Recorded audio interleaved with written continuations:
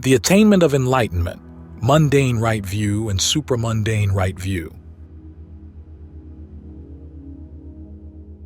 The Sammaditthi Sutta, the Discourse on right view, is the 9th sutta of the Majjhima Nikaya, the collection of middle-length discourses. Its expositor is the Venerable Sariputta Thera, the Buddha's chief disciple and the foremost of the Master's bhikkhu disciples in the exercise of the faculty of wisdom.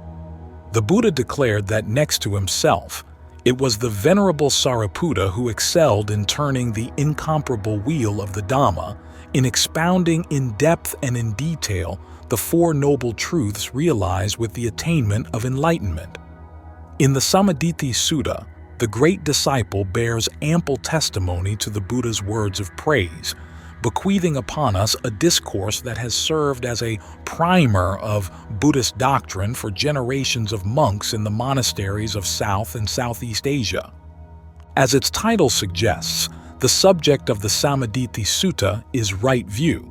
The analysis of right view undertaken in the sutta brings us to the very core of the Dhamma, since right view constitutes the correct understanding of the central teachings of the Buddha, the teachings which confer upon the Buddha's doctrine its own unique and distinctive stamp.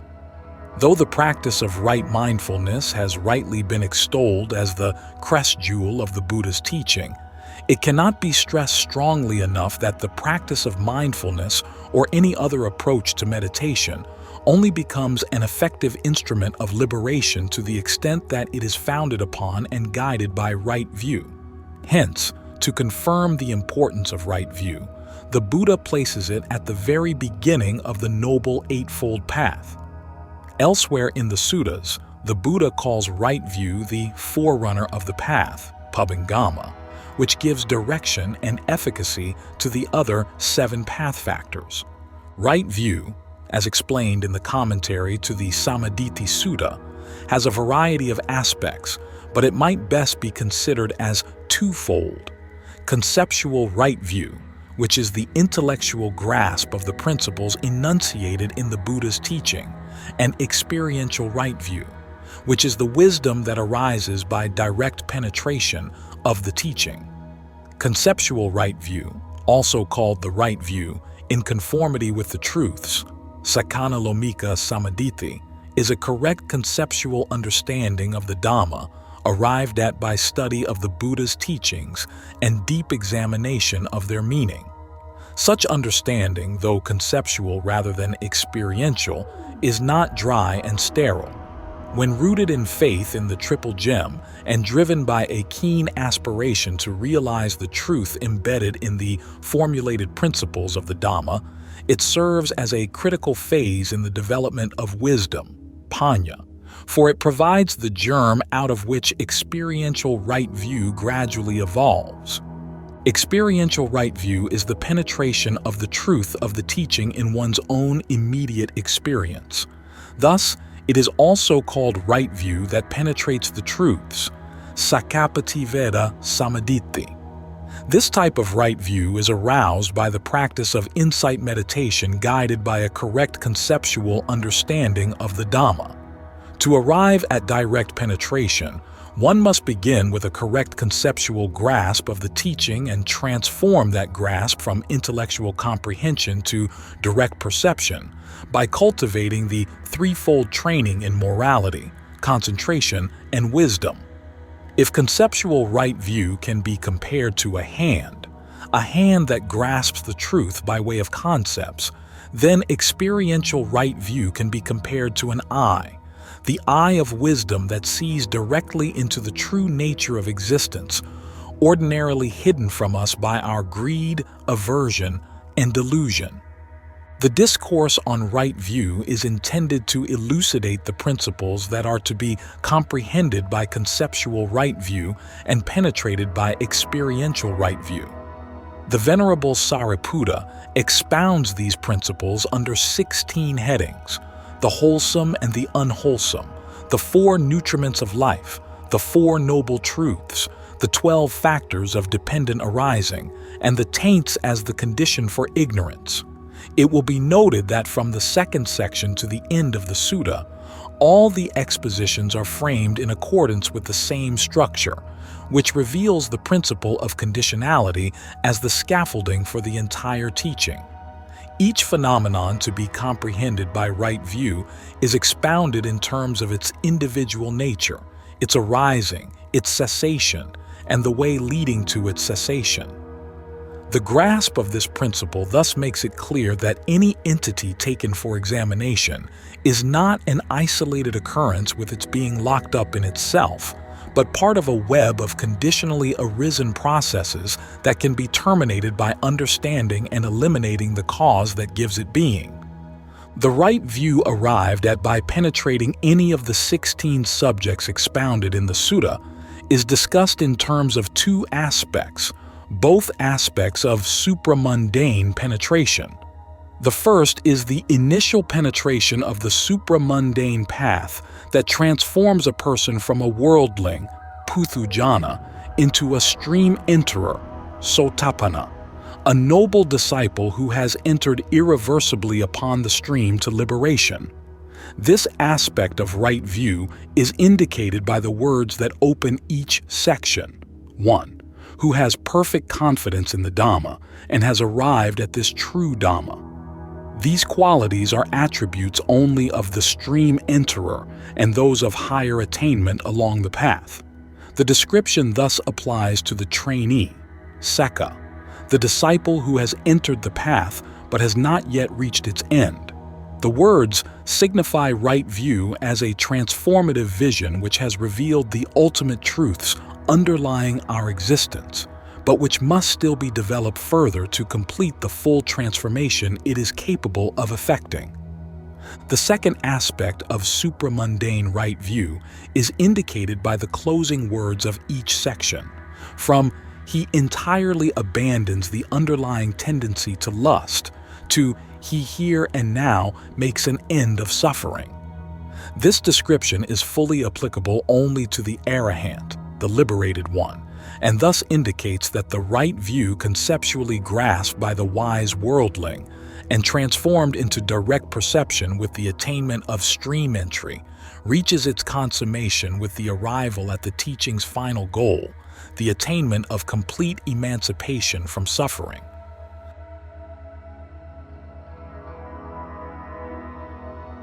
The commentary to the Discourse on Right View. 1. Thus have I heard, the Sammaditthi Sutta. 2. Herein all such questions spoken by the elder as one of right view is said, friends. In what way is a noble disciple one of right view? Or, and what, friends, is the unwholesome? These are questions showing a desire to expound. Herein, since those who know, those who do not know, those outside the dispensation, those within it, those who speak by hearsay, etc., and those who speak by personal knowledge say, one of right view, therefore, taking it as an expression, common, to the many, he touched upon it twice, saying, one of right view is said, friends, Sammaditthi ti avuso, vukati. The intention here is this. Others say, one of right view, and still others say, one of right view. Since that is said, in what way, friends, is a noble disciple one of right view in respect of meaning and characteristic? Herein, one of right view is one possessing a lucid and praiseworthy view, sobhanaya pasataya kaditya samanagato. But when this word right view is used to signify a state, rather than a person endowed with that state, it then means a lucid and praiseworthy view. This right view is twofold, mundane, lokiya, and supramundane, lokutara. Herein, the knowledge of Kama as one's own and knowledge which is in conformity with the Four Noble truths are mundane right view, or in brief, mundane right view is all understanding that is accompanied by the taints. Understanding connected with the noble paths and fruits is supramundane right view. The person possessing right view is of three kinds: the worldling, puthujjana, the disciple in higher training, sika, and the one beyond training, aseka. Herein, the worldling is of two kinds, one outside the dispensation and one within the dispensation. Herein, one outside the dispensation who believes in karma is one of right view on account of the view of karma as one's own, but not on account of that which is in conformity with the truths, because he holds to the view of self. One within the dispensation is of right view on account of both. The disciple in higher training is one of right view on account of fixed right view, the one beyond training on account of the right view that is beyond training. But here, one of right view is intended as one possessing supramundane wholesome right view, which is fixed in destiny and emancipating. Hence he said, whose view is straight, who has perfect confidence in the Dhamma, and has arrived at this true Dhamma, Ujugatasa, Ditti Dhamma Avikapasadena Samanagato, Agato Imam Sadamam. Because of its going straight without deviating to either extreme, or because of its going straight by removing all crookedness such as bodily crookedness, etc. Supramundane right view is straight. One possessing that view also possesses perfect confidence, unshakable confidence, in the ninefold supramundane Dhamma. And by becoming disentangled from all the thickets of wrong views, by abandoning all the defilements, by departing from the round of rebirths, by bringing the practice to its consummation, he is said to have come by the noble path to this true Dhamma, proclaimed by the Enlightened One, that is, Nibbana, the plunge into the deathless.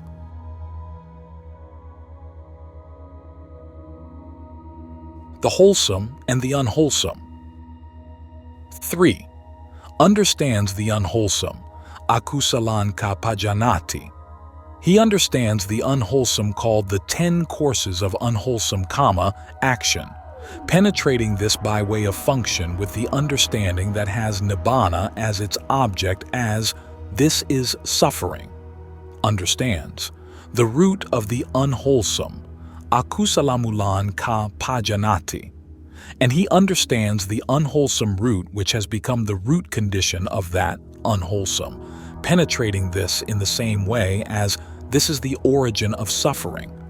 The same method applies here also in regard to the wholesome and the root of the wholesome.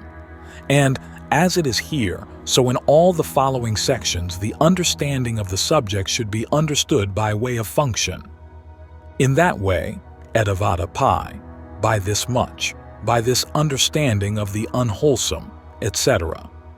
He is one of right view, Sammaditthi hoti.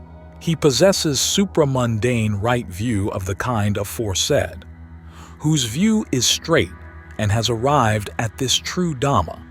At this point, the summary version of the teaching has been expounded, and this part of the teaching itself was brief.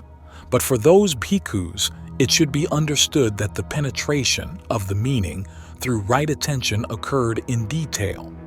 But in the second section, section 4, it should be understood that the teaching too, as well as the penetration through attention, is stated in detail. Herein, the bhikkhus at the council at the great monastery held to rehearse the Pitakas said, "In the brief exposition, the 2 lower paths are discussed. In the detailed exposition, the 2 higher paths. Taking into account the passage at the end of the section setting forth the detailed exposition that begins, he entirely abandons the underlying tendency to lust." But the elder, presiding over the council, said, "In the brief exposition, the 4 paths are expounded as a group, and also in the detailed exposition." This query into the brief and detailed expositions which has been cleared up here should be understood in all the following sections in the way stated here. From here on, we shall only comment on terms that are new or obscure.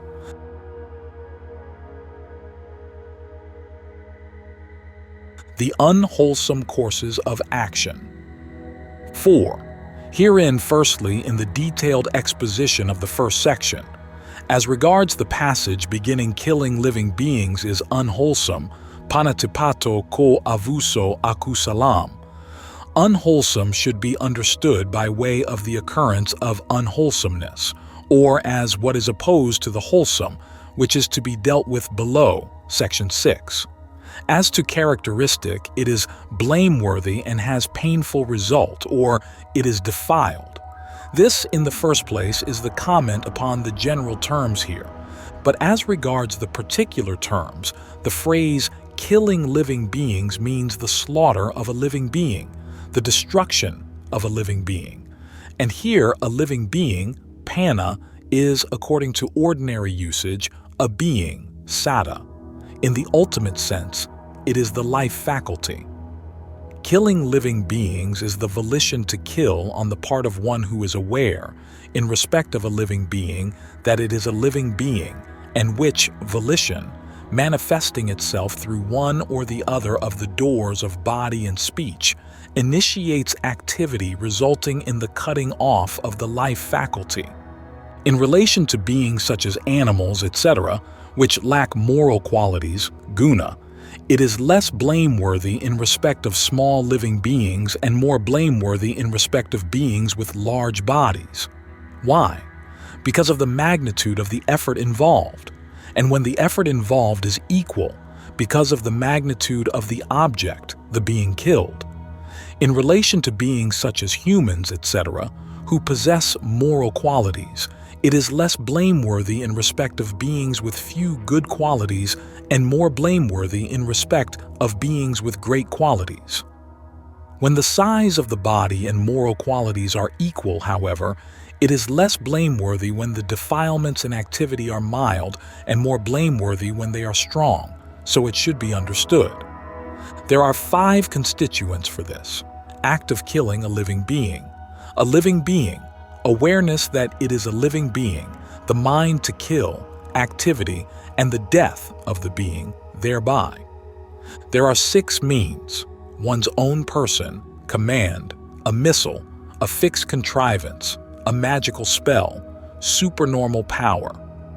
To explore this matter in detail, however, would involve too much diffuseness. Therefore, we shall not explore it in detail or any other subject similar in kind. Those who wish to go into the matter may do so by looking it up in the Samanta Pasadika, the Vinaya commentary. Taking what is not given, adinadana. The carrying off of others' goods, stealing, robbery, is what is meant. Herein, what is not given is another's possession, which the other may use as he likes without incurring penalty or blame. Taking what is not given is the volition to steal on the part of one who is aware, in respect of another's possession, that it is another's possession, and which volition initiates activity resulting in the taking of that thing. That, taking of what is not given, is less blameworthy when the other's property is of low value, and more blameworthy when it is of high value. Why? Because of the high value of the object, stolen. When the value of the objects is equal, the act is more blameworthy when the object belongs to one of outstanding qualities, and less blameworthy when the object belongs to one who, in comparison, is inferior with respect to moral qualities. There are 5 constituents of this act: another's possession, awareness that it is another's possession, the mind to steal, the activity, and the carrying off of the object thereby. There are 6 means: one's own person, etc., as for killing. And these, acts of stealing, may be classed according to the way in which they occur by way of the following: taking by theft, by force, by concealment, by stratagem, by fraud. This here is in brief. The details, however, are given in the Samanta Pasadika. Misconduct in sensual pleasures, kamesu michakara. Here, in sensual pleasures, kamesu means in regard to sexual intercourse. Misconduct is entirely reprehensible vile conduct, As to characteristic, sexual misconduct is the volition to transgress bounds occurring through the body door by way of unrighteous intent.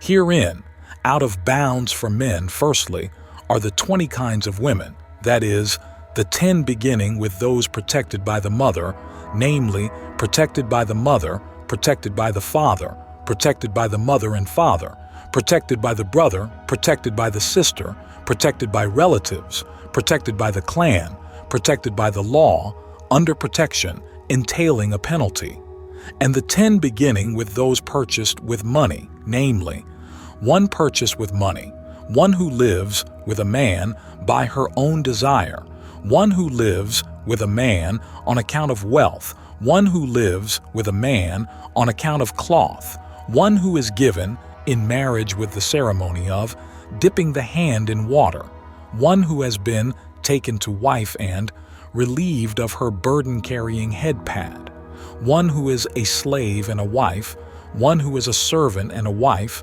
one who is carried off in a raid, one engaged at so much a time.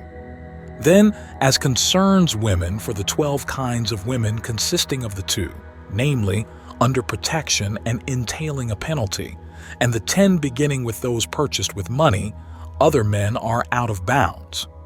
This sexual misconduct is less blameworthy when the person out of bounds is without good qualities such as virtue, etc., and more blameworthy when the person possesses good qualities such as virtue, etc. There are 4 constituents of this act: an object which is out of bounds, the mind to engage in that, the effort to engage, and consent to the union of sexual organs. The means is single, one's own person.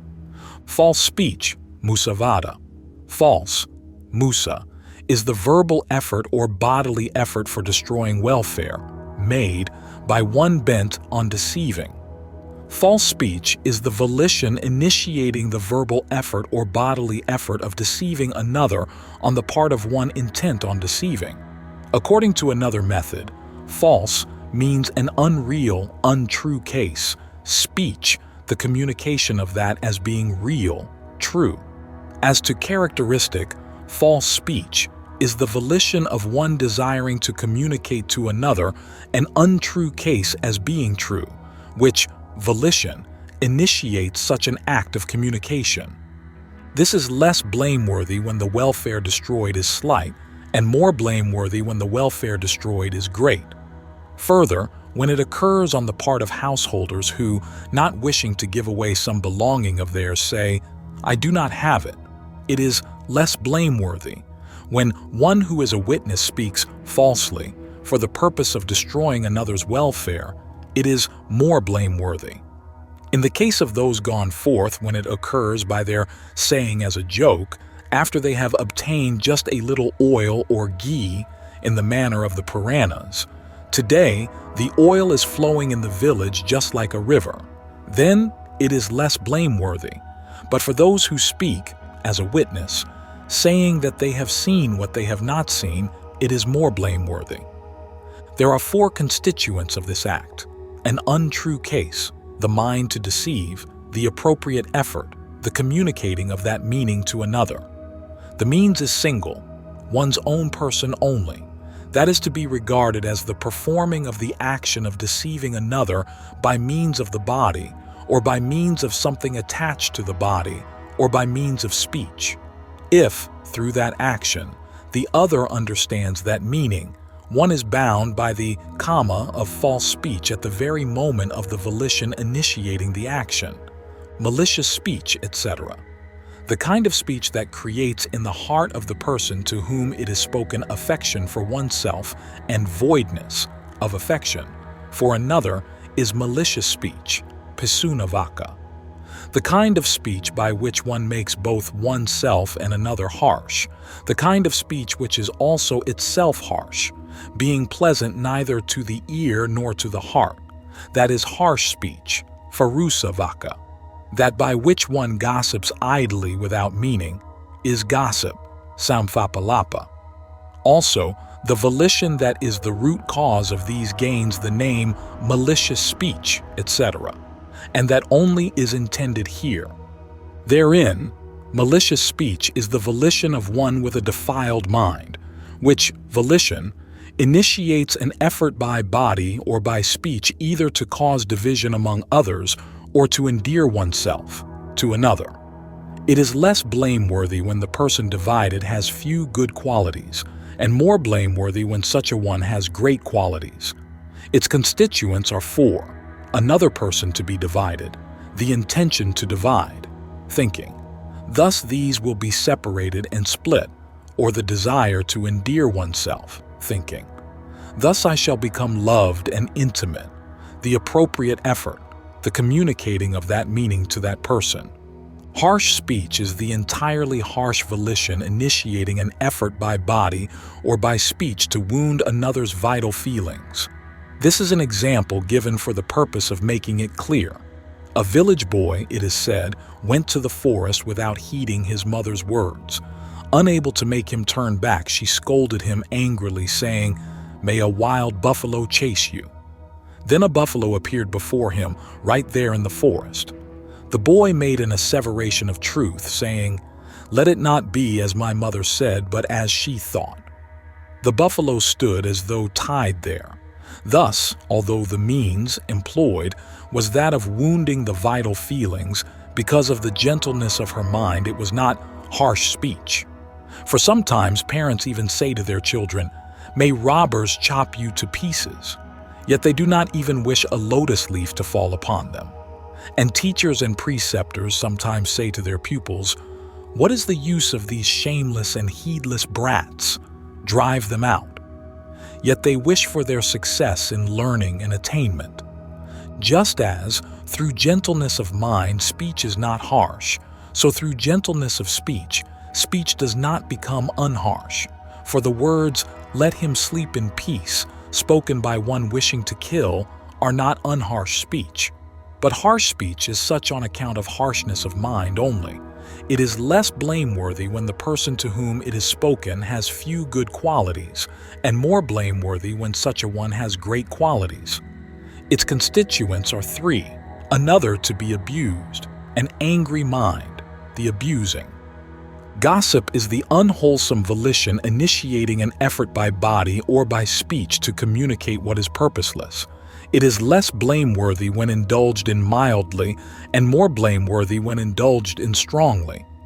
Its constituents are two: the being intent on purposeless stories such as the Bharata War or the abduction of Sita, etc., and the telling of such stories. Covetousness, abhijha. It covets, thus it is covetousness. Having become directed towards others' goods, it occurs through inclination towards them, is the meaning. It has the characteristic of coveting others' goods thus, "Oh, that this were mine." It is less blameworthy and more blameworthy as in the case of taking what is not given. Its constituents are two: another's goods, and the inclination for them to be one's own. For even though greed has arisen based on another's goods, it is not classed as a completed course of karma so long as one does not incline to them as one's own with the thought, "Oh, that this were mine." Ill will, bhyapada. It injures welfare and happiness, thus it is ill will, hitasukam bhyapadayati ti bhyapado. Its characteristic is the mental defect of wishing for the destruction of others. It is less blameworthy and more blameworthy as in the case of harsh speech. Its constituents are two: another being, and the wish for that being's destruction. For even though anger has arisen based on another being, there is no breach of a course of karma so long as one does not wish, "Oh, that this being might be cut off and destroyed." Wrong view, Majjhima. It sees wrongly due to the absence of a correct grasp of things, thus it is wrong view.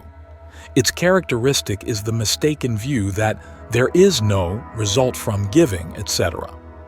It is less blameworthy and more blameworthy as in the case of gossip. Moreover, it is less blameworthy when not fixed in destiny, and more blameworthy when fixed. Its constituents are two: a mistaken manner of grasping the basis for the view, and the appearance of that basis in accordance with the manner in which it has been grasped. Now the exposition of these 10 courses of unwholesome kama should be understood in 5 ways. As to mental state, dhammato; as to category, kotasato; as to object, aramanato; as to feeling, vedanato; and as to root, mulato. Herein, as to mental state, the first 7 among these are volitional states only. The 3 beginning with covetousness are associated with volition. As to category, the 8 consisting of the first 7 and wrong view are courses of kama only, not roots. Covetousness and ill will are courses of kama and also roots. For covetousness, having arrived at the state of a root, is the unwholesome root greed, and ill will is the unwholesome root hate. As to object, killing living beings because it has the life faculty as object has a formation as object. Taking what is not given has beings as object or formations as object. Misconduct in sensual pleasures has formations as object by way of tangible object, but some say it also has beings as object. False speech has beings or formations as object, likewise malicious speech. Harsh speech has only beings as object. Gossip has either beings or formations as object by way of the seen, heard, sensed, and cognized. Likewise, covetousness. Ill will has only beings as object. Wrong view has formations as object by way of the states belonging to the 3 planes of being. As to feeling, killing living beings has painful feeling. For although kings, seeing a robber, say laughingly, "Go and execute him," their volition consummating the action is associated only with pain. Taking what is not given has 3 feelings. Misconduct in sensual pleasures has 2 feelings, pleasant and neutral, but in the mind which consummates the action there is no neutral feeling. False speech has 3 feelings, likewise malicious speech. Harsh speech has painful feeling only. Gossip has 3 feelings. Covetousness has 2 feelings, pleasant and neutral. Likewise, wrong view. Ill will has painful feeling only. As to root, killing living beings has 2 roots by way of hate and delusion. Taking what is not given by way of hate and delusion or by way of greed and delusion. Misconduct by way of greed and delusion. False speech by way of hate and delusion, or by way of greed and delusion. Likewise for malicious speech and gossip, harsh speech by way of hate and delusion. Covetousness has 1 root by way of delusion, likewise ill will. Wrong view has 2 roots by way of greed and delusion.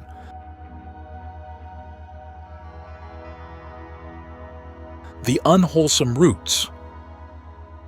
5. Greed is a root of the unwholesome, etc. It is greedy, thus it is greed, lubhati ti lobho.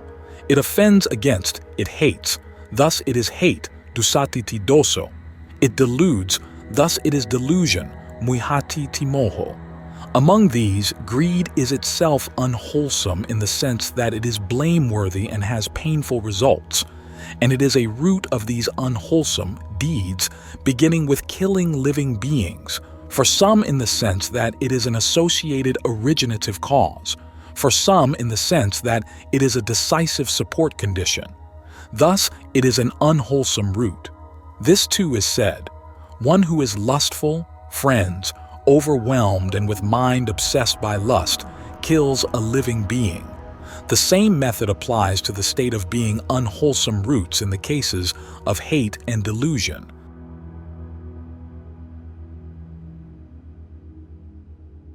The wholesome courses of action. 6. Abstention from killing living beings is wholesome, panatipata veramani, etc. Here, killing living beings, etc. have the same meaning as aforesaid. It crushes the hostile, thus it is abstention, veram manatiti veramani. The meaning is that it abandons the hostile, or, with that as the instrument one abstains, viramadi, the syllable VE being substituted for the syllable VI. This here is, in the first place, the commentary on the phrasing. But as to the meaning, abstention is refraining, virati, associated with wholesome consciousness. What is stated thus? For one refraining from killing living beings, that which is on that occasion the leaving off, the refraining. That is the refraining associated with wholesome consciousness. As to kind, it is threefold: refraining in the presence of opportunity, refraining because of an undertaking, and refraining because of eradication of defilements. Herein, refraining in the presence of an opportunity, sampata virati, is to be understood as the refraining which occurs in those who have not undertaken any training rule, but who do not transgress when an opportunity for doing so presents itself because they reflect upon their birth, age, learning, etc. Like the lay follower Kakana in the island of Sri Lanka. When he was a boy, it is said his mother developed an illness, and the doctor said, "Fresh hare's flesh is needed."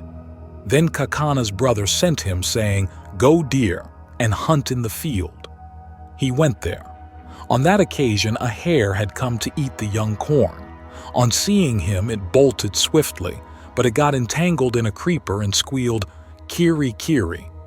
Guided by the sound, Kakana went and caught it, thinking, "I will make medicine for my mother." Then he thought again, "This is not proper for me, that I should deprive another of life for the sake of my mother's life." So he released it, saying, "Go and enjoy the grass and the water with the other hares in the forest." When his brother asked him, "Did you get a hare, dear?" he told him what had happened. His brother scolded him. He went to his mother and determined upon an asseveration of truth. "Since I was born, I am not aware that I have ever intentionally deprived a living being of life." Straightway his mother became well. Refraining because of an undertaking, samadana virati, is to be understood as the refraining which occurs in those who do not transgress in a particular case because they have undertaken training rules, giving up even their own lives in the undertaking of the training rules, and in what is superior to that, like the lay follower who dwelt at Uttaravadamana mountain. It is said that after undertaking the training rules from the elder Pingala Buddha Rakita, who lived in the Ambariya monastery, he was plowing a field. Then his ox got lost. Searching for it, he climbed up Uttaravadamana mountain. There a large serpent seized him. He thought, "Let me cut off his head with this sharp axe." Then he thought again, "This is not proper for me, that I should break a training rule that I have undertaken in the presence of my honored teacher." Thinking up to the third time, "I will give up my life but not the training rule," he threw the sharp hand axe that was slung on his shoulder into the forest. Straightway the creature released him and went away. Refraining because of eradication of defilements, samuccadavirati, is to be understood as the refraining associated with the noble path. After the arising of this, even the thought, "I will kill a living being," does not occur to the noble persons. This refraining is called wholesome, kusala, because of the occurrence of wholesomeness, kosala, or because of shedding the vile, kuchitasa salanato. Also, evil conduct is commonly called weeds, kusa, and it mows this down, lunatai. Thus, it is called wholesome.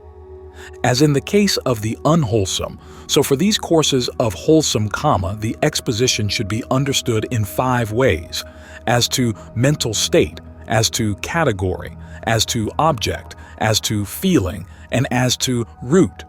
Herein, as to mental state, the first 7 among these can be both volitions and abstinences.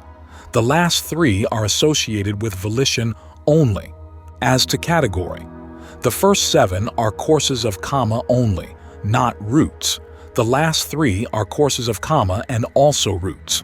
For non-covetousness, having arrived at the state of a root, is the wholesome root non-greed.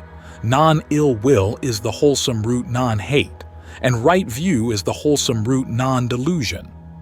As to object, the objects of these are the same as the objects of killing living beings, etc. For abstention is spoken of in relation to something which can be transgressed. But just as the noble path, which has nibbana as object, abandons the defilements, so too should these courses of kama, which have the life faculty, etc., as object, be understood to abandon the kinds of evil conduct beginning with killing living beings. As to feeling, all have pleasant feeling or neutral feeling, for there is no painful feeling which arrives at the wholesome.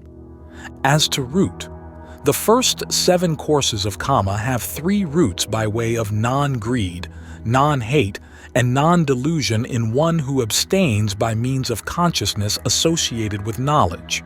They have 2 roots in one who abstains by means of consciousness dissociated from knowledge. Non-covetousness has 2 roots in one who abstains by means of consciousness associated with knowledge. 1 root in one who abstains by means of consciousness dissociated from knowledge. Non-greed, however, is not by itself its own root. The same method applies in the case of non-ill will. Right view always has 2 roots by way of non-greed and non-hate.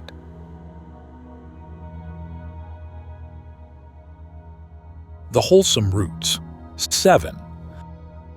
Non-greed is a root of the wholesome, alabho, kusalamulam, etc. Non-greed is not greed. This is a term for the state that is opposed to greed. The same method applies in the case of non-hate and non-delusion. Among these, non-greed is itself wholesome, and it is a root of these wholesome courses of kama, beginning with abstention from killing living beings. For some in the sense that it is an associated originative cause, and for some in the sense that it is a decisive support condition.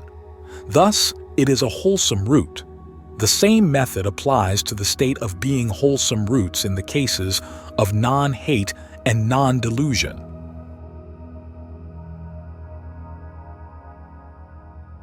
Conclusion on the unwholesome and the wholesome. 8. Now, summing up the meaning of all that has been set forth in brief and in detail, he states the concluding section beginning with the words, "When a noble disciple," herein has thus understood the wholesome, evam akusalam pajanati, means, has thus understood the unwholesome by way of the 10 courses of unwholesome kama as described. The same method applies in the case of the root of the unwholesome, etc. Up to this point, by a single method, emancipation as far as arahantship has been expounded for one who has the 4 noble truths as his meditation subject. How? Here, the 10 courses of unwholesome kama with the exception of covetousness, and the 10 courses of wholesome kama are the truth of suffering. These 2 states, covetousness and the greed which is a root of the unwholesome, are, literally speaking, the truth of the origin. Speaking figuratively, however, all the courses of kama are the truth of suffering, and all the wholesome and unwholesome roots are the truth of the origin. The non-occurrence of both is the truth of cessation. The noble path fully understanding suffering, abandoning its origin, and understanding its cessation is the truth of the path. Thus 2 truths are stated in their own nature, and 2 are to be understood by way of the guideline of conversion. He entirely abandons the underlying tendency to lust, so sabaso raganusayam pahaya. Understanding thus the unwholesome, etc., he abandons in all ways the underlying tendency to lust. He abolishes the underlying tendency to aversion, patighanusayam pativinodetva, and he removes in all ways too the underlying tendency to aversion, is what is meant. Up to this point, the path of non-return is stated. 19. He extirpates the underlying tendency to the view and conceit, I am, asmiti dithimananusayam samuhanitva. He extricates the underlying tendency to the view and conceit, which occurs in the mode of grasping the five aggregates as a group with the notion, I am, due to failure to distinguish any state among them. Therein, by the phrase, the underlying tendency to the view and conceit, I am, dithimananusayam, what is meant is the underlying tendency to conceit, which is similar to a view, dithisadisam mananusayam.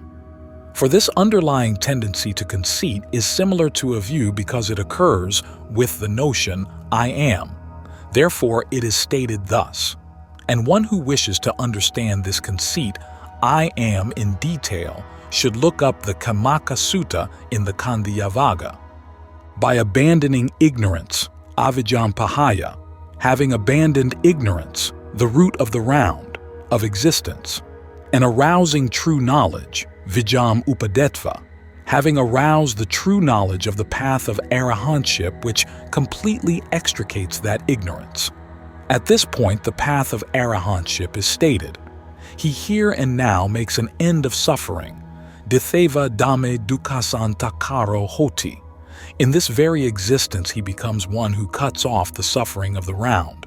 In that way too, etavatapiko avuso, he marks off, this first part of, the teaching, by way of the attention and penetration stated in this exposition of the courses of Kama, is what is meant. The rest is as aforesaid. Thus he concludes the exposition by means of the path of non-return and the path of arahantship.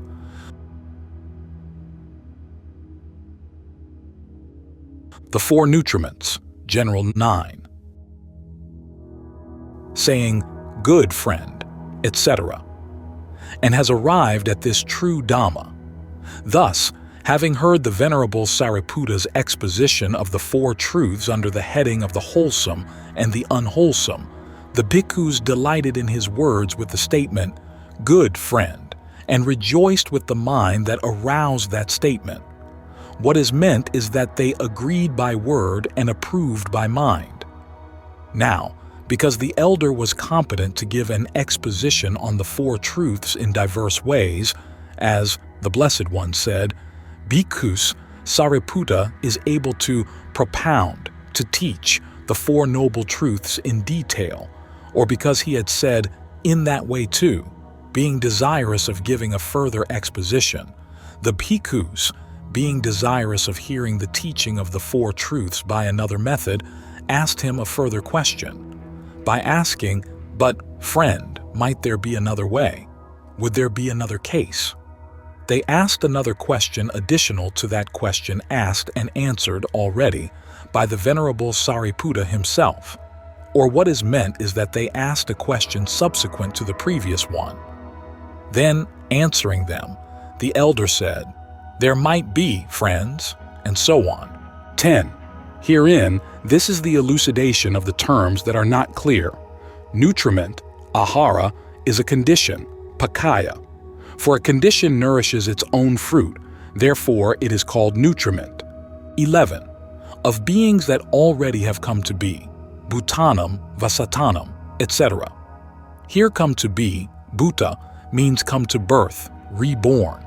Seeking a new existence, sambhavisinam, means those who seek, search for, existence, birth, production.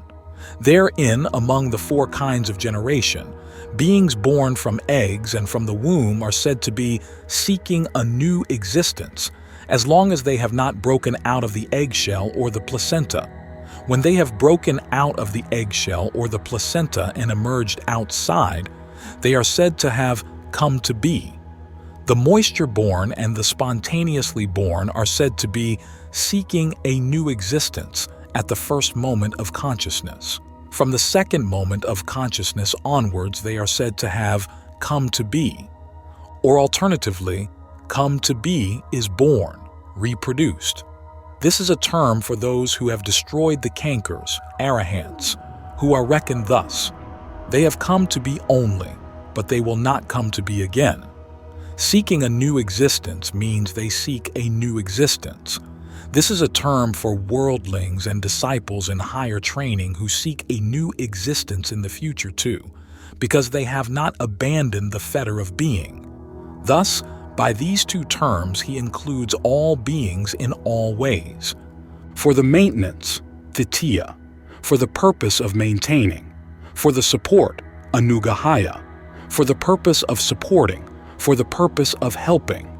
This is merely a difference of words, but the meaning of the two terms is one only. Or, alternatively, for the maintenance is for the non-interruption of this or that being by means of the serial connection of arisen states. For the support is for the arising of unarisen states. And both these expressions should be regarded as applicable in both cases thus: for the maintenance and support of those that have come to be, and for the maintenance and support of those seeking a new existence. The four kinds of nutriment.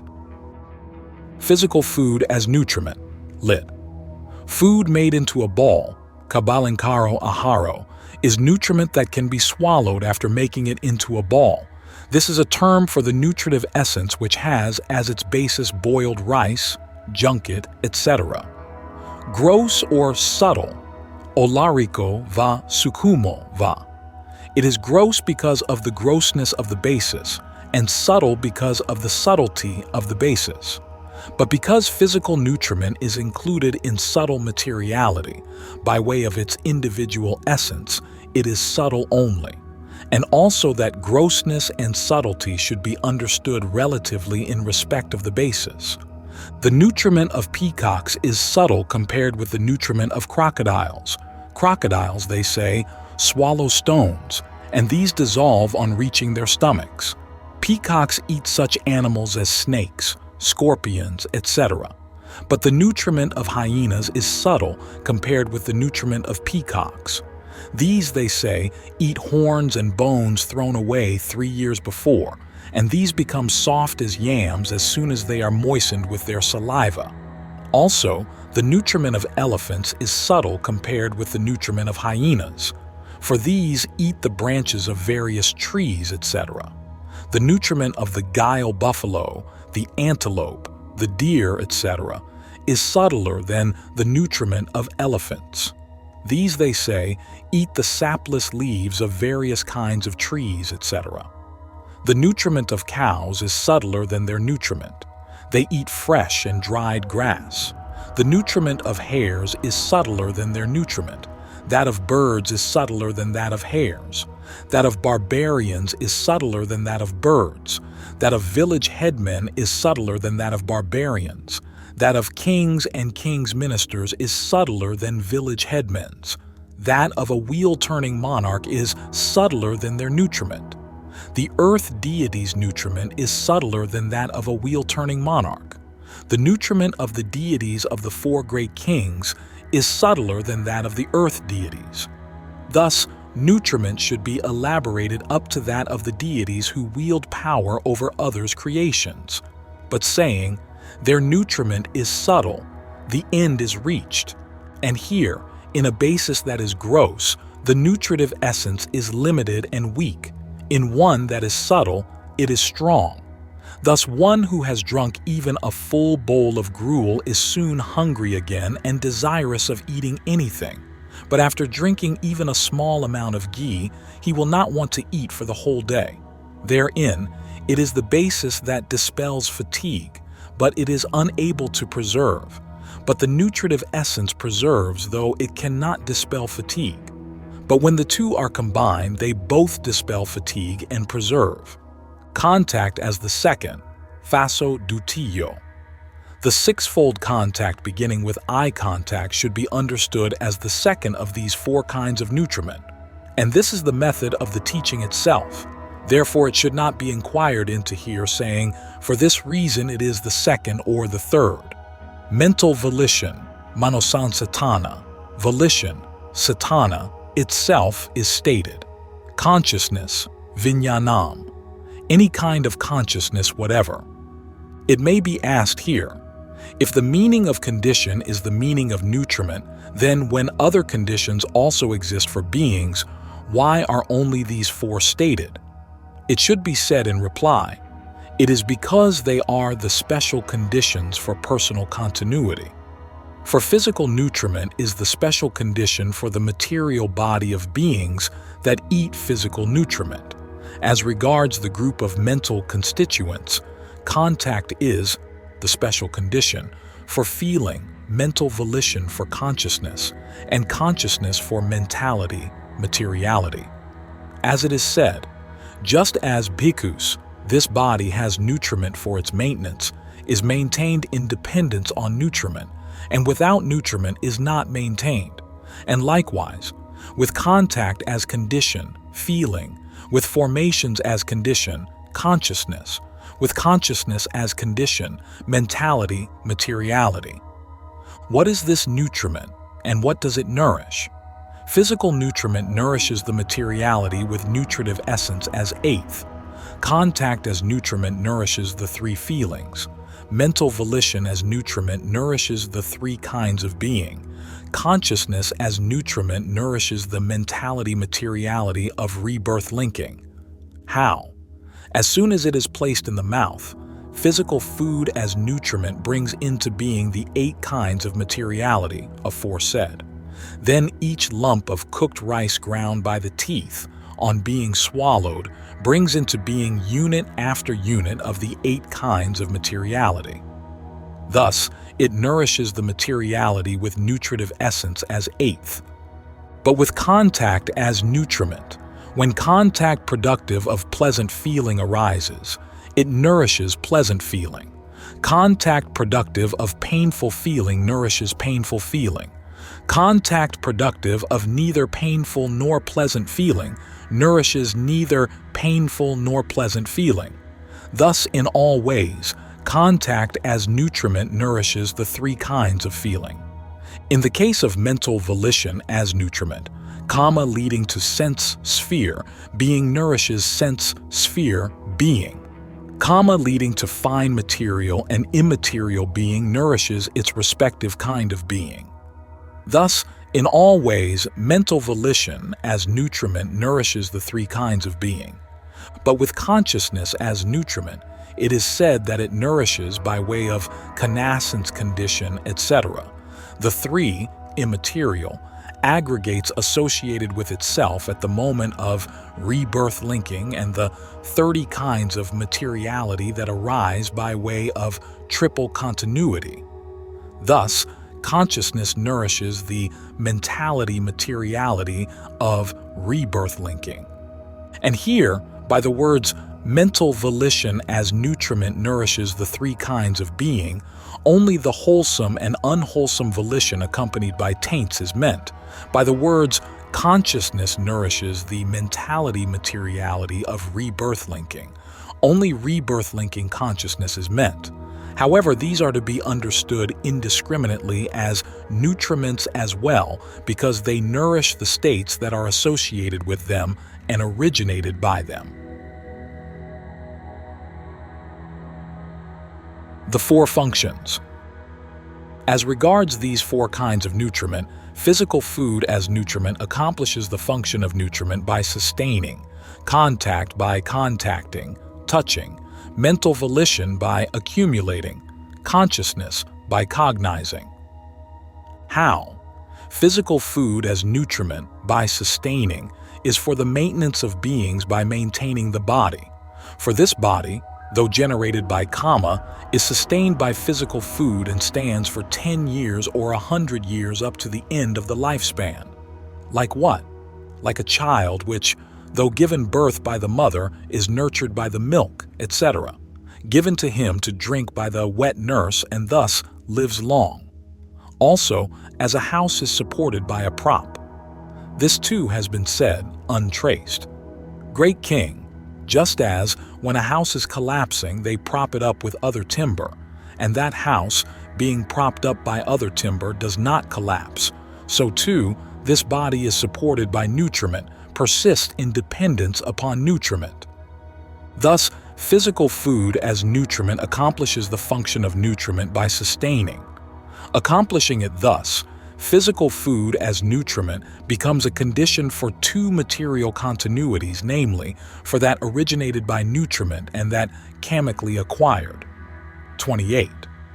It is a condition for the kama-born materiality by becoming its preserver. It is a condition for that originated by nutriment by becoming its producer. Then contact, by contacting the object which is the basis for pleasure, etc., is for the maintenance of beings by causing the occurrence of pleasant feeling, etc. Mental volition, accumulating by way of wholesome and unwholesome kama, is for the maintenance of beings because it provides the root of existence. Consciousness, by cognizing, is for the maintenance of beings by causing the occurrence of mentality materiality.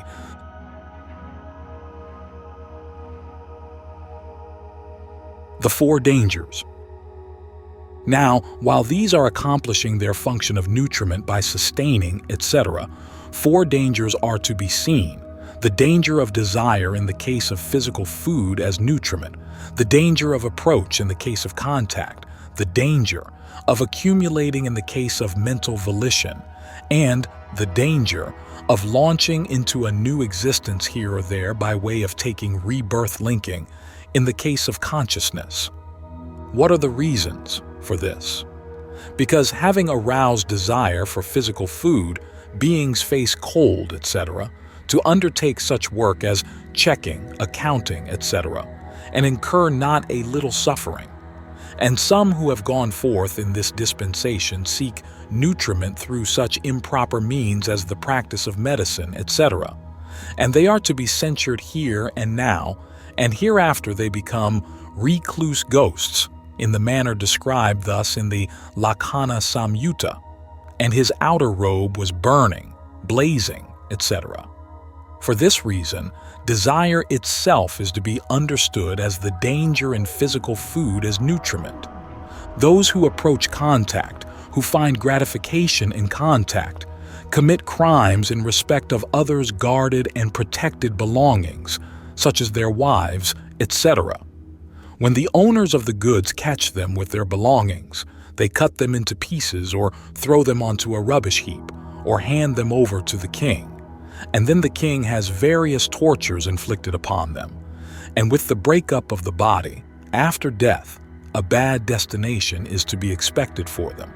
Thus, this entire danger, that pertaining to the here and now and that pertaining to the afterlife, has come about rooted in contact. For this reason, approach is to be understood as the danger in the case of the nutriment contact. The entire danger in the three realms of existence has come about by the accumulation of wholesome and unwholesome kama and is rooted in that accumulation. For this reason, accumulation is to be understood as the danger in the nutriment mental volition. And in whatever place rebirth linking consciousness launches, the new existence, in that same place it is reborn by seizing the rebirth linking mentality materiality. When it is produced, all dangers are produced, for they are all rooted in it. For this reason, launching is to be understood as the danger in the nutriment consciousness. The four similes. In regard to these nutriments with their dangers, for the sake of eliminating desire for the nutriment physical food, the fully enlightened one taught the simile of son's flesh in the passage beginning thus: suppose bhikkhus, a couple, a man and his wife. For the sake of eliminating desire for the nutriment contact, he taught the simile of the flayed cow in the passage beginning thus: suppose bhikkhus, there was a flayed cow. For the sake of eliminating desire for the nutriment mental volition, he taught the simile of the charcoal pit in the passage beginning thus: suppose bhikkhus, there was a charcoal pit. And for the sake of eliminating desire for the nutriment consciousness, he taught the simile of the man struck with 300 spears in the passage beginning thus: suppose bhikkhus, there was a thief, a crook. Therein, taking the essential meaning, there follows a brief interpretation of the meaning. A couple, it is said, a man and his wife, took their son and set out on a desert trail 100 yojanas long, with only limited provisions. When they had gone 50 yojanas, their provisions ran out. Exhausted by hunger and thirst, they sat down in some scanty shade. Then the man said to his wife, "My dear, for 50 yojanas on all sides there is neither a village nor a town. Therefore, though a man can do many kinds of work, such as plowing, guarding cattle, etc., it is not possible for me to do that. Come, kill me, eat half of my flesh, and having made the other half into provisions for the journey, cross out of the desert together with our son." The wife said, "Dear husband, though a woman can do many kinds of work, such as spinning thread, etc., it is not possible for me to do that. Come, kill me, eat half of my flesh, and having made the other half into provisions for the journey, cross out of the desert together with our son."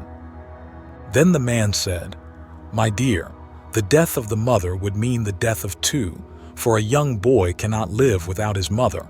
But if we both live, then we can beget another child again.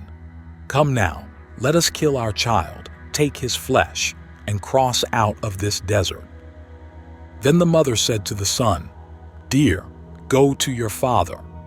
He went, but the father said, "For the sake of supporting this child, I incurred much suffering through such work as plowing, guarding cattle, etc. I cannot kill the boy. You kill your son." Then he said, "Dear, go to your mother."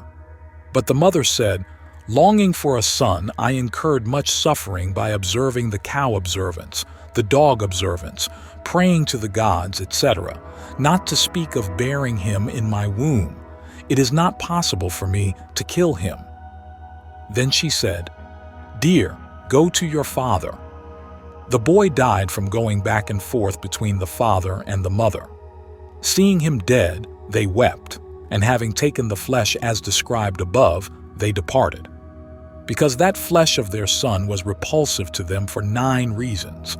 It was not eaten for enjoyment, nor for intoxication, nor for making the body strong and beautiful, but only for the purpose of crossing out of the desert. For what 9 reasons was it repulsive? Because it was the flesh of their own offspring, the flesh of a relative, the flesh of a son, the flesh of a dear son, the flesh of a youngster, raw flesh, not beef, unsalted, unspiced. Therefore the bhikkhu who sees the nutriment physical food thus as similar to son's flesh eliminates the desire for it. This, in the first place, is the interpretation of the meaning of the simile of son's flesh. Then, as regards the simile of the flayed cow, if a cow were stripped of its skin from the neck to the hooves and then set free, whatever it would rest upon would become a basis of pain for it, since it would be bitten by the small creatures living there. So too, whatever physical basis or object contact stands upon as its support becomes a basis for the felt pain originating from that basis or object. Therefore, a bhikkhu who sees the nutriment contact thus as similar to a flayed cow eliminates the desire for it. This is the interpretation of the meaning of the simile of the flayed cow. Then, as regards the simile of the charcoal pit, the 3 realms of being are like a charcoal pit in the sense of a great burning heat, lit, a great fever. Like the 2 men who grab hold of a weaker man by both his arms and drag him towards it, is mental volition in the sense that it drags one towards the realms of being. Therefore, a bhikkhu who sees the nutriment mental volition thus, as similar to a charcoal pit, eliminates the desire for it. This is the interpretation of the meaning of the simile of the charcoal pit. Then, as regards the simile of the man struck with 300 spears, the 100 spears that strike the man in the morning make 100 wound openings in his body, and without remaining inside, they pierce through and fall on the other side, and so with the other 200 spears as well. Thus his whole body is cut again and again by the spears which come without piercing him in a place where another has already struck. There is no measuring the pain arisen in him from even one of the wound openings, not to speak of 300 wound openings. Therein, the time of the generation of the rebirth linking consciousness is like the time of being struck by a spear. The production of the aggregates is like the production of the wound openings. The arising of the various kinds of suffering rooted in the round of existence, once the aggregates have been born, is like the arising of suffering on account of the wound openings. Another method of interpretation is as follows. The rebirth-linking consciousness is like the thief. His mentality-materiality conditioned by consciousness is like the wound openings created by the striking of the spears. The arising of the various kinds of suffering by way of the 32 types of torture and the 89 types of diseases in regard to consciousness conditioned by mentality-materiality. This should be regarded as like the arising of severe pain for that man conditioned by the wound openings. Therefore, a bhikkhu who sees the nutriment consciousness thus, as similar to one struck by 300 spears, eliminates the desire for it. This is the interpretation of the meaning of the simile of the man struck by 300 spears. Full understanding. Thus, by eliminating desire in regard to these nutriments, he also fully understands these 4 nutriments. When these have been fully understood, the entire basis for them has also been fully understood. For this has been said by the Blessed One, Bhikkhus, when the nutriment physical food has been fully understood, lust for the 5 chords of sensual pleasure has been fully understood. When lust for the 5 chords of sensual pleasure has been fully understood, there exists no more any fetter bound by which the noble disciple might come back to this world. Bhikkhus, when the nutriment contact has been fully understood, the 3 feelings have been fully understood. When the 3 feelings have been fully understood, there is nothing further for the noble disciple to do, I say. Bhikkhus, when the nutriment mental volition has been fully understood, the 3 kinds of craving have been fully understood. When the 3 kinds of craving have been fully understood, there is nothing further for the noble disciple to do, I say. Bhikkhus, when the nutriment consciousness has been fully understood, mentality materiality has been fully understood. When mentality materiality has been fully understood, there is nothing further for the noble disciple to do, I say.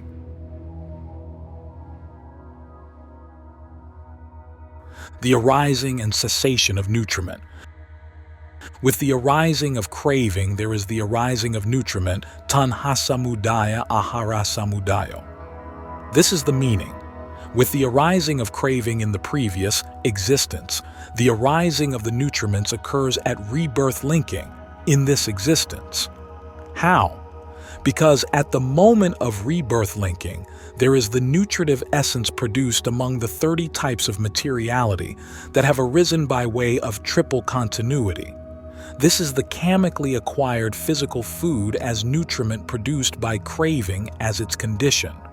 But the contact and volition associated with the rebirth-linking consciousness and that mind or consciousness itself, these are the kamically acquired nutriments of contact, mental volition, and consciousness produced by craving as their condition. Thus, in the first place, the arising of the nutriments at rebirth linking should be understood as occurring with the arising of craving in the previous existence.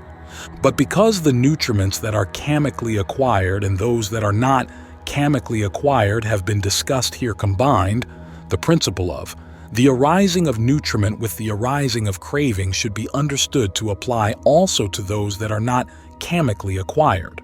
For there is nutritive essence in the kinds of materiality that are aroused by the 8 types of consciousness accompanied by greed. This is the nutriment physical food that is not kamically acquired, yet is produced by connascent craving as its condition. but the contact and volition associated with the consciousness accompanied by greed and that mind or consciousness itself. These are the nutriments of contact, mental volition, and consciousness that are not kamically acquired yet are produced by craving as their condition. With the cessation of craving, there is cessation of nutriment, tanha nirodha, ahara nirodho. By this there is set forth the cessation of nutriment by the cessation of the craving that had become the condition for both nutriment that is kamically acquired and that which is not kamically acquired. The rest should be understood by the method stated, but there is this difference. Here the four truths are stated directly, and as here, so in all the following sections. Therefore, one who is unconfused in mind can deduce the truths throughout in what follows. 12. And in all the following sections the delimiting phrase, in that way too, friends, etavata piko avuso, should be construed according to the principle that has been expounded. Here, in the first place, this is the interpretation of it, in the present context. In that way too, what is meant is the attention and penetration stated by way of the teaching concerning nutriment, the same method throughout. The Four Noble Truths. 14. Now, delighting and rejoicing in the elder's words after saying as before, "Good friend," the bhikkhus asked a further question, and the elder answered them by another exposition. This method is found in all the following sections. Therefore, from here onwards, we shall explain the meaning only of the particular exposition he states in reply, without touching upon such words as are already explained. 15. In the brief exposition of this teaching, in the phrase, he understands suffering, dukkham pajanati, suffering is the truth of suffering. But regarding the detailed exposition, whatever needs to be said has all been said already in the Visuddhimagga, in the description of the truths. Aging and death. 21. From here onwards, the teaching is given by way of dependent arising, paticca samuppada. 22. Therein, in the section on aging and death, firstly as to the term there, tesam tesam, this should be understood as a collective designation in brief for the many kinds of beings. For if one were to state the aging of individuals such as the aging of Devadatta, the aging of Sammaditthi, etc., one would never come to an end of beings. But there is no being not included by this term there. Therefore it was said above. This should be understood as a collective designation in brief for the many kinds of beings. In the various tamhi, this is a collective designation for the many different orders by way of destiny and birth. Orders of beings, satanikai, an indication of the nature of what is designated by the collective designation. Aging, old age, jara, jiranata, etc. As regards these, aging is the description of the nature. Old age is the description of the aspect. Brokenness, etc. are descriptions of the function with respect to the passage of time. And the last two terms are descriptions of the normal, process. For this is indicated as to nature by this term aging, jara. Hence, this is a description of its nature. It is indicated as to aspect by this term old age, jiranata. Hence, this is a description of its aspect.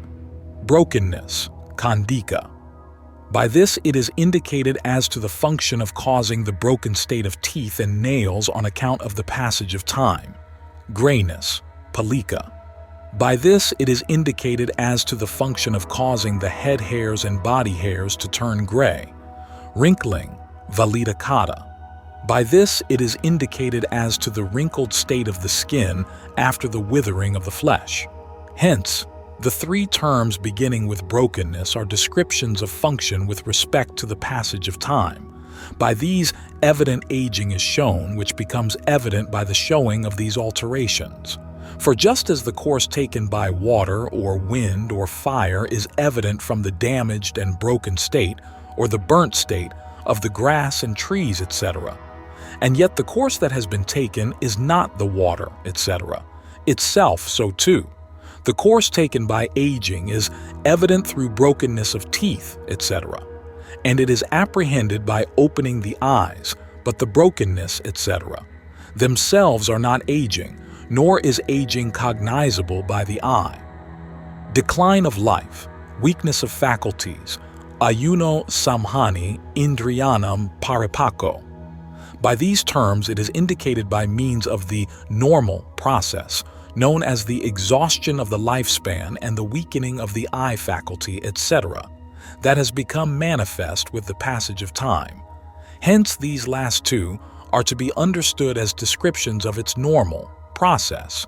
Therein, because the lifespan of one who has reached aging is dwindling, aging is called decline of life as a metaphor for the cause stated in terms of its effect, and because the eye faculty, etc., which at the time of youth were quite clear and could easily grasp even subtle objects, become deficient, obscure, unable to grasp even gross objects when one has reached old age.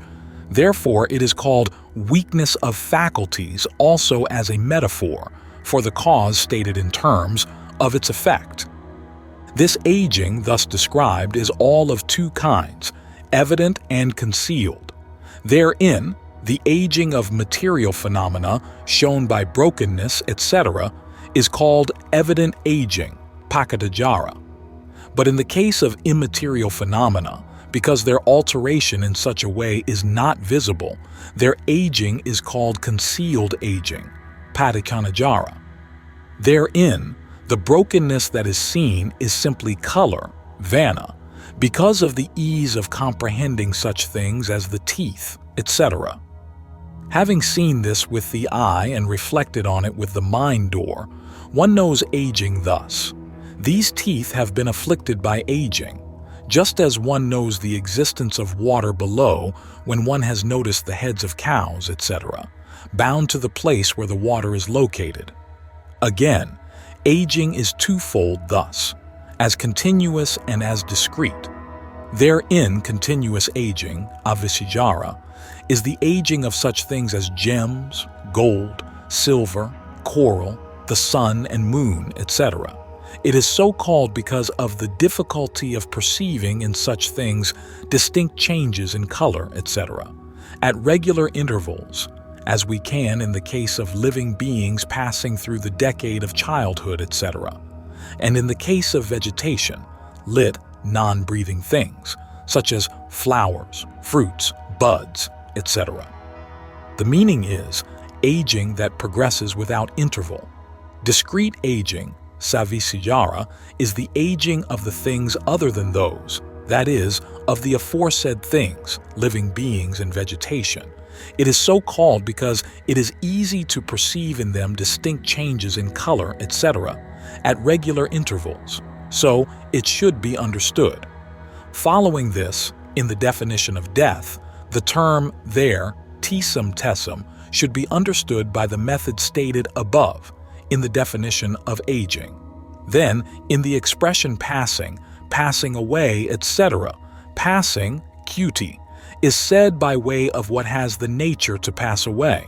This is a collective designation applying to 1, 4, and 5 aggregate existence. Passing away, kavanada, is the indication of the characteristic by a word expressing the abstract state. Dissolution, beta, is an indication of the occurrence of the breaking up of the aggregates at the time of passing. Disappearance, antaradhana, is an indication of the absence of any manner of persistence of the aggregates at the time of passing, as they are broken like a broken pot. Dying, maku marana, death which is called dying. By this he rejects the idea of death as complete annihilation, completion of time, kalakirya. Time is the destroyer, and this, completion of time, is its activity. By this he explains death in conventional terminology. Now, to explain death in terms valid in the ultimate sense, he next says the dissolution of the aggregates, khandhanam bhedo, etc. For in the ultimate sense, it is only the aggregates that break up. It is not any so-called being that dies. But when the aggregates are breaking up, convention says a being is dying, and when they have broken up, convention says he is dead.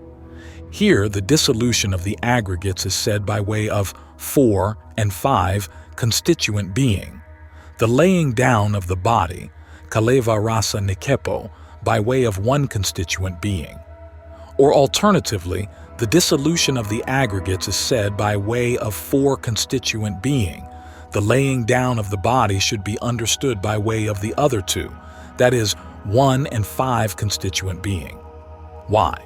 Because of the existence of the body, that is, the material body, in those 2 realms of being.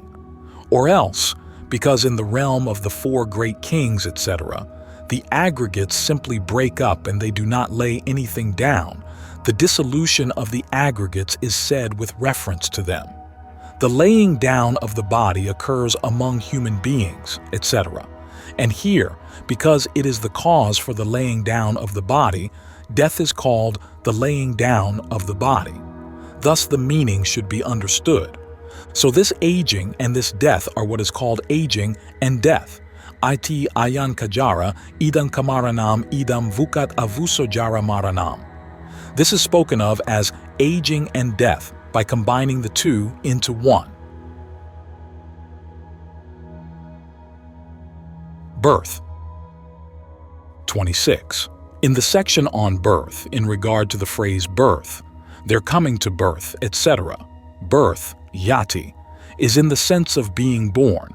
This is stated with reference to those conceived with incomplete sense bases. Coming to birth, sanjati, is in the sense of the act of coming to birth.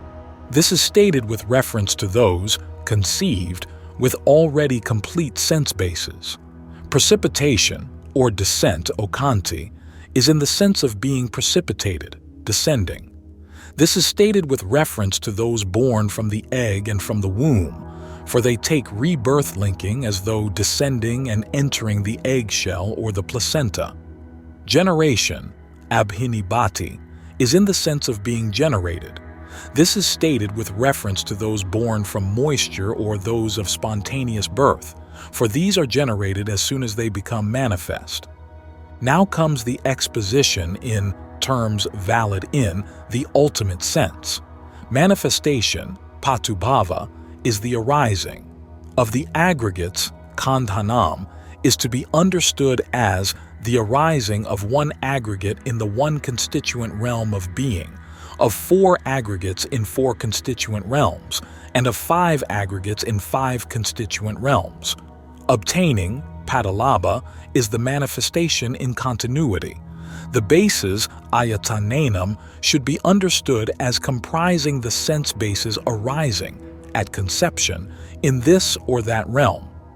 For when the sense bases become manifest, then they are said to be obtained. This is called birth, ayam vuka avusojati. By this phrase, he comes to the conclusion on birth taught in both conventional terms and in the ultimate sense, with the arising of being, bhava samudaya. But here, one should understand comically active being as the condition for birth. The rest by the method stated.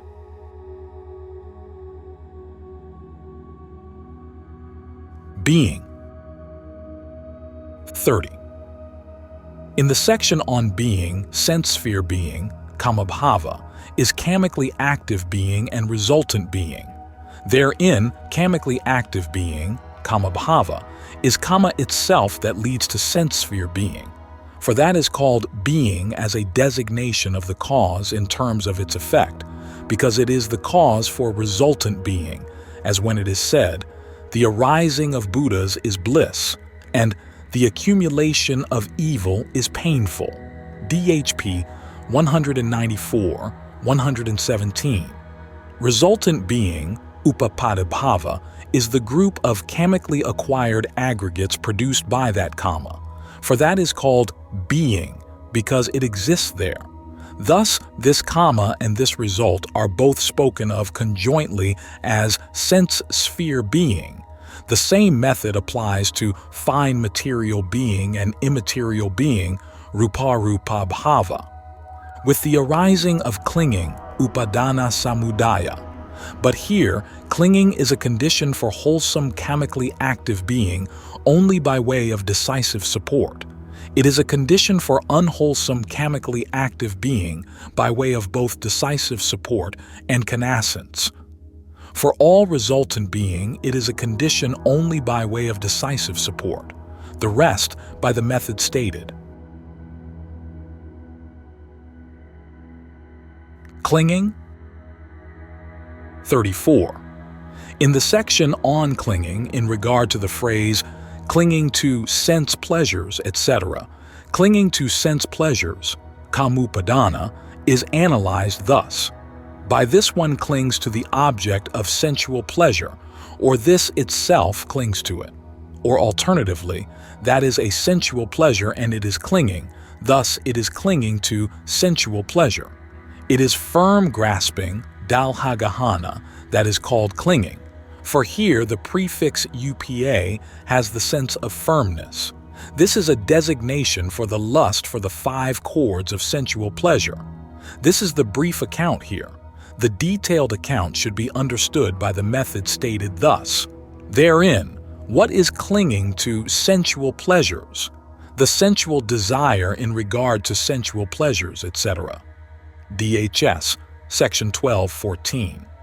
So too that is a view and clinging. Thus it is clinging to views, dithupadana. Or alternatively, it clings to a view, or by this they cling to a view. For the subsequent view clings to the previous view, and thereby they cling to the view. As it is said, self and the world are eternal. Only this is true. Anything else is false, etc. This is a designation for the whole field of wrong views, except clinging to rituals and observances and clinging to a doctrine of self. This is the brief account here. The detailed account should be understood by the method stated thus. Therein, what is clinging to views? There is nothing given, etc. So too, by this they cling to rituals and observances, or this itself clings to them, or that is a ritual and observance and clinging.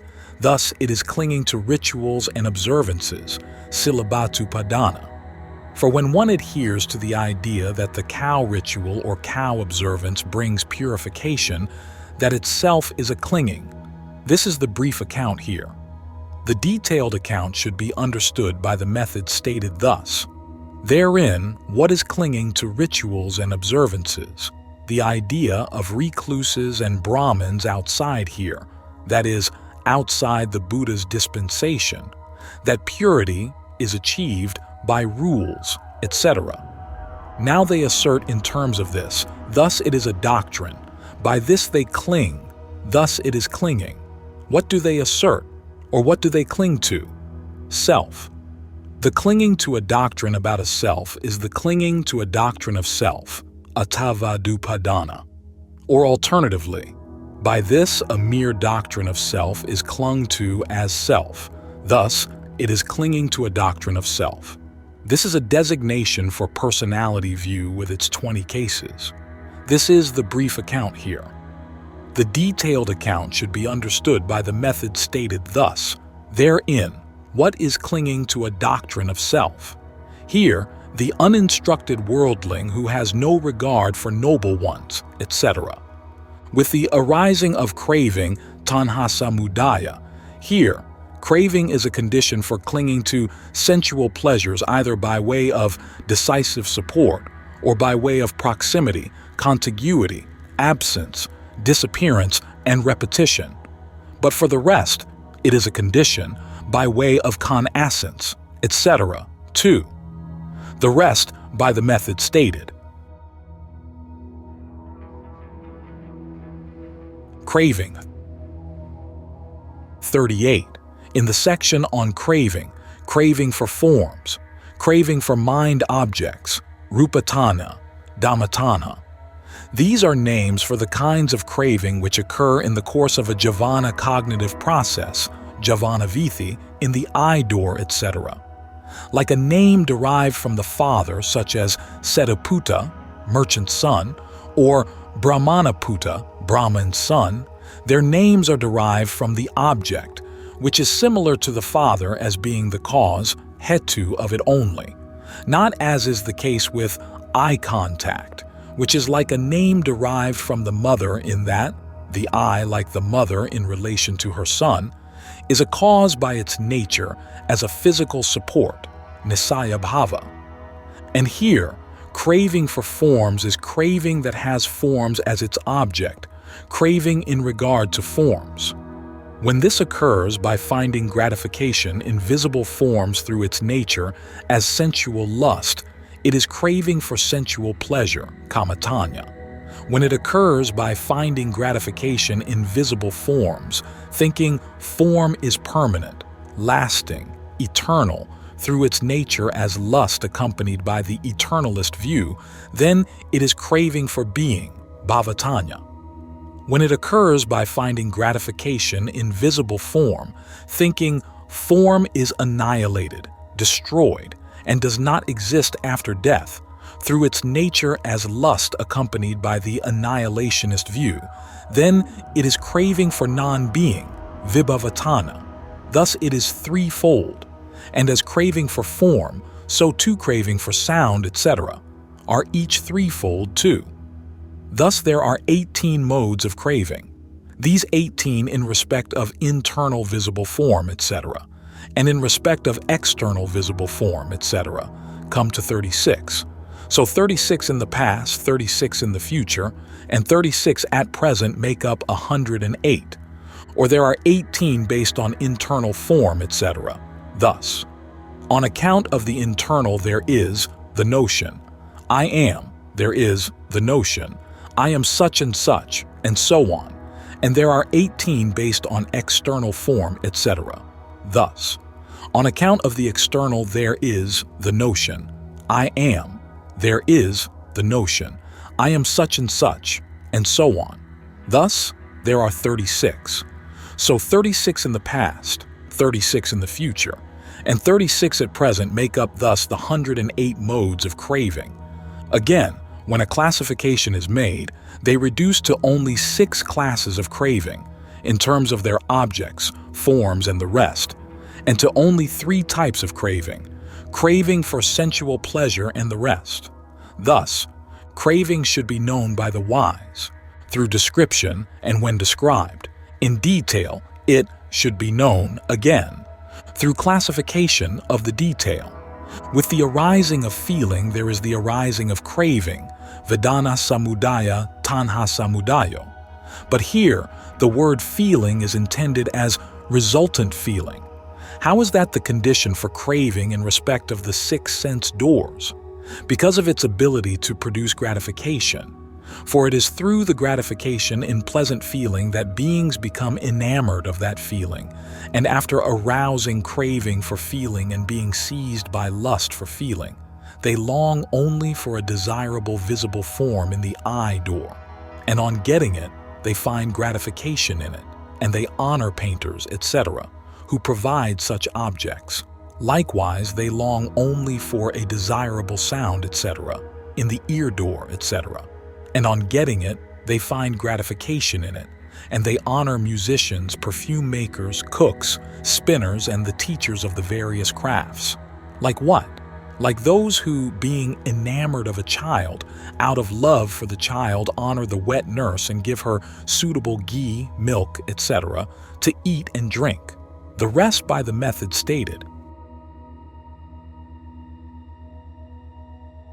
Feeling. 42. In the section on feeling, classes of feeling, Vedana Kaya, means groups of feeling. Feeling born of eye contact, feeling born of mind contact, Kaku Samfasaja Vedana, Mano Samfasaja Vedana, because of what has come down in the Vibhanga thus. There is feeling born of eye contact that is wholesome, that is unwholesome, that is indeterminate. Vib 15. The wholesome, unwholesome, and indeterminate feelings that occur in the eye door, etc., are named after the physical base, which is similar to a mother, just as some are named after their mother, such as Sariputta, Lady Sari's son, Mantaniputta, Lady Mantani's son, etc. But the word meaning here is this: feeling born of eye contact, kakusamfasaja vedana, is feeling that is born with eye contact as the cause. The same method throughout. This, in the first place, is the all-inclusive explanation. But by way of resultant in the eye door, there are two eye consciousnesses, two mind elements, three mind consciousness elements. Feeling should be understood as what is associated with these. This method also applies in the ear door, etc. In the mind door, feeling is associated only with the mind consciousness elements, with the arising of contact, phasa-samudaya. But here the arising in the five doors of the feelings that have the five physical bases as their support occurs with the arising of the connascent eye contact. For the rest, eye contact, etc., are conditions by way of decisive support. In the mind door, the arising of feelings on the occasion of registration and of the doorless feelings on the occasions of rebirth linking, life continuum, and death occurs with the arising of the connascent mind contact. The rest by the method stated. Contact. 46. In the section on contact, eye contact, kakusamphasa, is contact in the eye. The same method throughout: eye contact, body contact, kakusamphaso, kaya-samphaso. Up to this point, 10 kinds of contact have been stated, namely, the wholesome and unwholesome resultants having the five physical bases as their support. Mind contact, mano-samphasa. By this, he indicates, the remaining 22 kinds of contact associated with the mundane resultant, types of consciousness. With the arising of the sixfold base, salayatana samudaya, the arising of this sixfold contact should be understood to occur by way of the arising of the six bases, beginning with the eye base. The rest by the method stated. The sixfold base. 50. In the section on the sixfold base, as regards the eye base, kakayatana, etc., whatever should be said has all been said already in the Visuddhimagga, in the description of the aggregates, and in the description of the bases. 18th, 37, 52, 59th, 1, 16. With the arising of mentality materiality, namarupa samudaya. But here the arising of the sixfold base should be understood to occur from the arising of mentality materiality according to the method stated in the Visuddhimagga, in the description of dependent arising, as to which mentality, which materiality, and which mentality materiality are a condition for which base. This is 7, 206, 219. Mentality materiality. 54. In the section on mentality materiality, mentality, nama, has the characteristic of bending, namana. Materiality, rupa, has the characteristic of being molested, rupana. In the detailed section, however, feeling, vedana, is to be understood as the feeling aggregate, perception, sanya, as the perception aggregate, and volition, contact, and attention, tatana faso manasikaro, as the formations aggregate. While it is certainly the case that other states are included in the formations aggregate, still these three are found in all classes of consciousness, even the weakest. That is why the formations aggregate is here pointed out only by means of these three. The four great elements, Katari, Mahabhutani, This is a designation for the four: earth, water, fire, and air. The reason why these are called great elements and other determinations concerning them are all stated in the Visuddhimagga in the description of the materiality aggregate. Derived from the four great elements, Katunan ka Mahabhutanam Upadaya. Derived from Upadaya, equal sign having clung to Upadayitva. Having grasped is the meaning. Some also say depending upon, Nisaya. And here the reading is completed by adding the word existing, Vatamanam. The Pali uses the genitive in the term for the elements in the sense of a group. Hence the meaning here should be understood thus: the materiality that exists derived from the group of the four great elements. Thus, materiality taken altogether is to be understood as consisting of all the following: the four great elements beginning with the earth element, and the materiality that exists derived from the four great elements stated in the canonical Abhidhamma to be of 23 kinds by analysis into the I base, etc. With the arising of consciousness, Vijnana Samudaya. But here the arising of mentality materiality should be understood to occur with the arising of consciousness according to the method stated in the Visuddhimagga, in the description of dependent arising, as to which consciousness is a condition for which mentality, for which materiality, and for which mentality materiality. The rest by the method stated.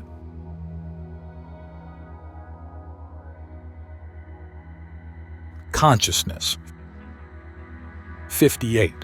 In the section on consciousness, I consciousness, kaku vijnana, is consciousness in the eye or consciousness born from the eye. So also with ear, nose, tongue, and body consciousness. But with the other one, that is mind consciousness, mano vijnana, mind itself is consciousness.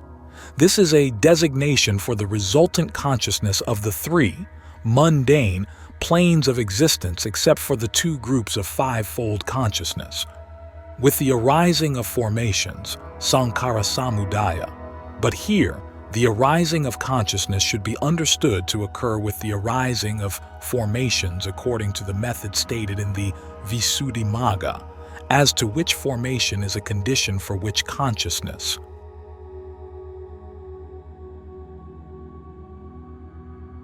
Formations. 62. In the section on formations, a formation, sankhara, has the characteristic of forming, abhisankharanalakkhana. But in the detailed section, the bodily formation, kaya sankhara, is a formation that proceeds from the body.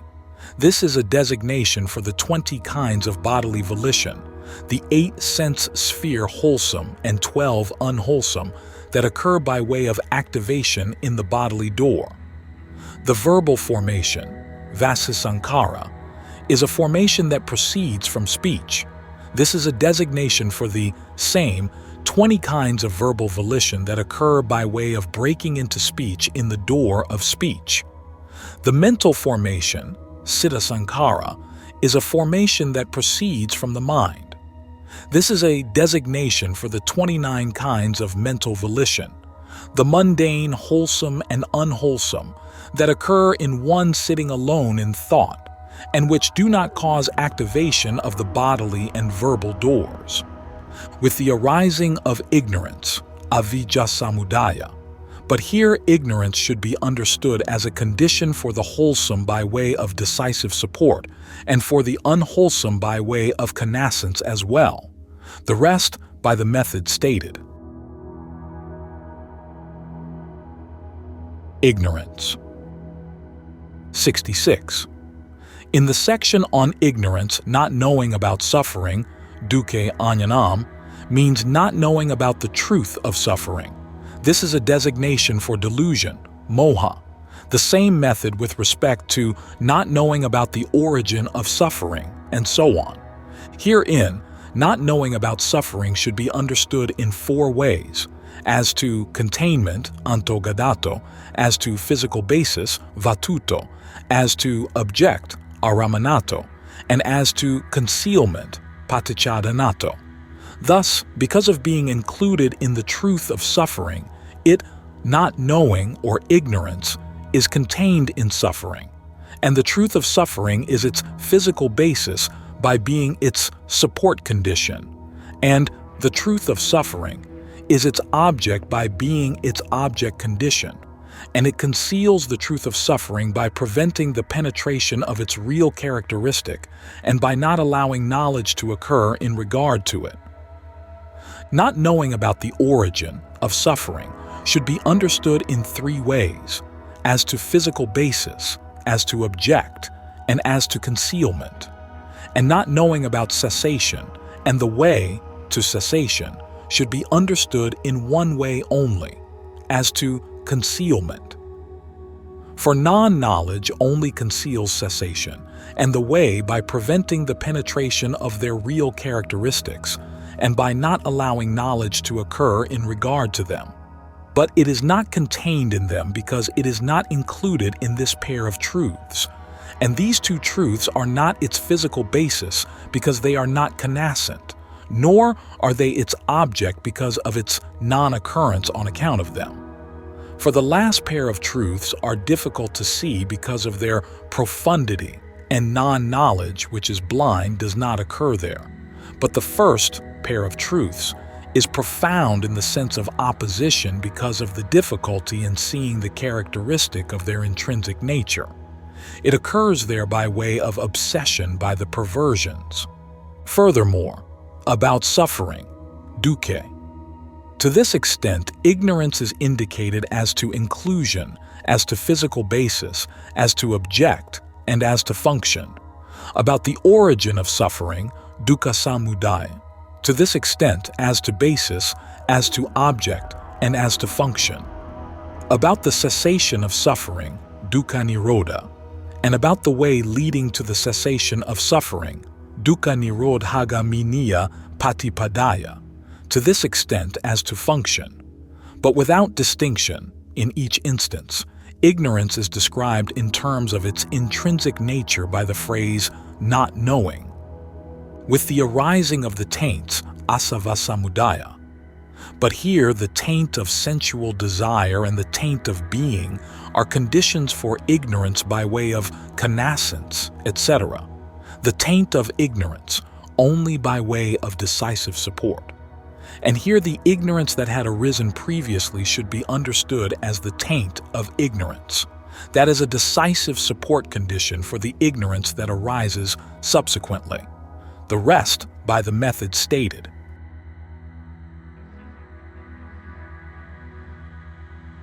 The taints. 70.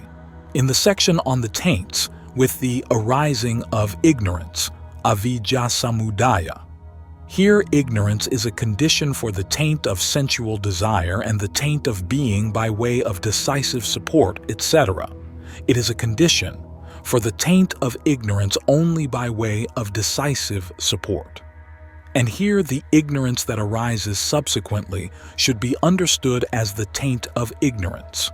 The previously arisen ignorance itself becomes a decisive support condition for the subsequently arisen taint of ignorance. The rest by the aforesaid method. This section is stated by way of showing the condition for the ignorance which heads the factors of dependent arising.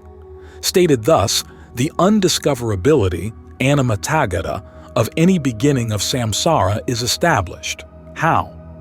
Because with the arising of the taints, there is the arising of ignorance, and with the arising of ignorance, there is the arising of the taints.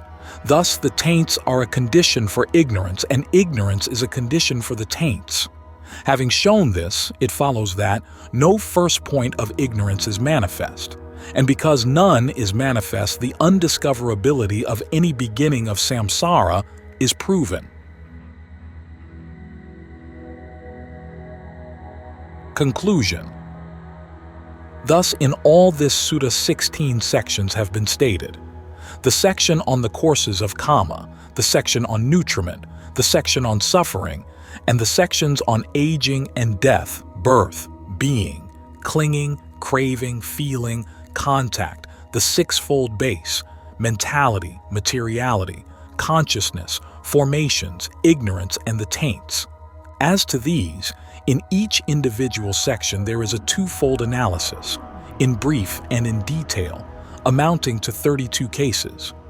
Thus, in this sutta, in these 32 cases, the 4 noble truths are expounded.